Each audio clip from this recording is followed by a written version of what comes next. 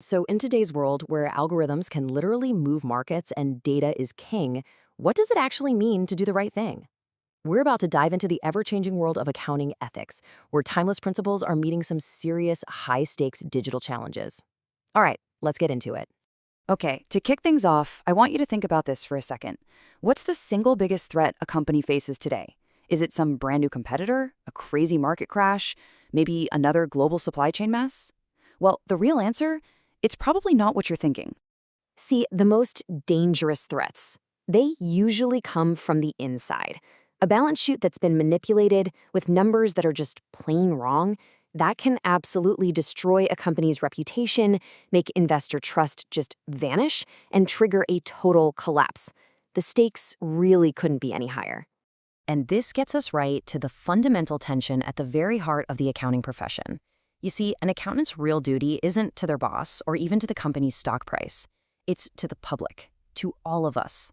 Shareholders, banks, employees, everyone is relying on their integrity. And that creates this huge pressure to be right, but sometimes it also creates a nasty, conflicting pressure to be wrong on purpose. So, what makes someone decide, cook the books? Well, the reasons are kind of the usual suspects. A lot of the time, it's the promise of a fat bonus if they hit certain numbers. Or maybe it's pressure to pump up the stock price to bring in new money. Other times, it's about illegally dodging taxes, or worse, trying to hide the fact that money's been stolen, or that the company is losing a ton. And believe me, this pressure is not just some abstract idea. Take the real-world case of Bola Adetutu. She was an accountant whose boss told her to do a little creative accounting. The ask? Take everyday running costs and just relabel them as big, long-term assets. It's a classic accounting trick designed to make the company's profits look way better than they actually were, and it put her in this impossible spot, caught between her ethics and her job. So when you're facing that kind of pressure, how on earth do you navigate that minefield? Well, accountants have a shield. It's a professional code of ethics, and it's built on 5 core principles that serve as their guide when they're facing temptation or intimidation. Let's break them down. These 5 things are the absolute foundation of the profession.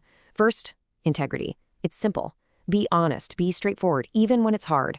Then you've got objectivity. That means you can't let bias, conflicts of interest, or anyone else's influence mess with your judgment. Third is professional competence and due care. The world is always changing, so you have to keep learning and be diligent. Fourth, confidentiality. Pretty obvious in our data-driven age, right? You have to protect sensitive info. And last, professional behavior, which means follow the law and don't do anything that makes the whole profession look bad. But here's the thing, just having principles written down in a book isn't enough. The really crucial skill is being able to spot the specific threats that can undermine those principles in the real world. It's kind of like the difference between just having a map of a minefield and actually knowing how to spot a mine before you step on it. And these threats, they're not random. The International Federation of Accountants has basically broken them down into 5 main categories, 5 classic ways that those core principles can get attacked. Every accountant needs to have these burned into their brain. Let's run through them real quick. Self-interest threats, that's when your own financial situation could mess with your judgment. Self-review, that's the danger of checking your own work. It's never a good idea. Advocacy is when you're pushing for a client so hard you stop being objective. Familiarity threats happen when you get too close to a client. And finally, intimidation.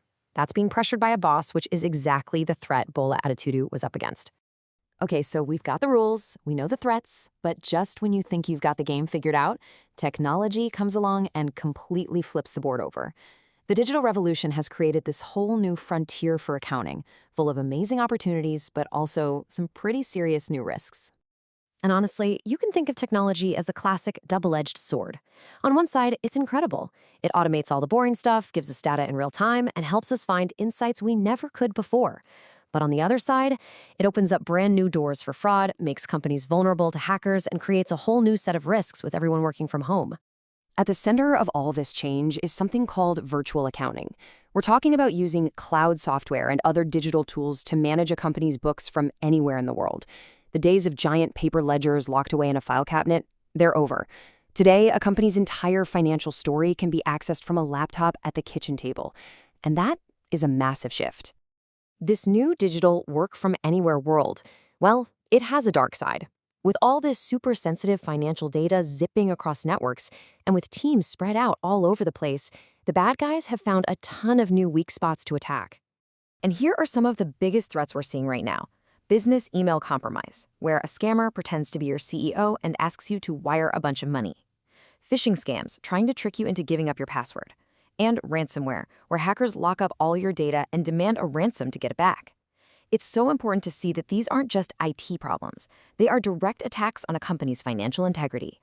And just when we're getting used to the cloud, guess what? The next big wave is already here. Artificial intelligence and blockchain are about to completely transform accounting again. And they're bringing a whole new set of really complex ethical questions right along with them. I mean, just look at how much AI is already changing things. A huge 40% of its use is just automating all the routine work, which frees people up to do more important stuff. But it's also getting really good at complex things, like predicting what's next and managing risk. What this means is AI isn't just a fancy calculator anymore. It's becoming more like a strategic partner. And then there's blockchain. Now, the easiest way to think about it is like a digital record book that's shared across a giant network of computers. Because everyone has a copy and they're all constantly checking each other, it's nearly impossible to cheat or tamper with. Once a transaction is recorded, it's there forever. You can't change it, you can't delete it.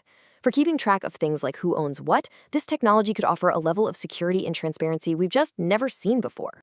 So we've gone on this incredible journey from paper ledgers all the way to AI and unchangeable digital records. The tools accountants use today look nothing like they did a generation ago. But here's the main takeaway. While the technology is always changing, those core ethical principles, integrity, objectivity, all of them, they're not just still relevant, they're more critical than they have ever been. And this all leads us to one final big question to think about for the future. As AI gets better and better at handling all the complex numbers and calculations, what's left for us humans to do?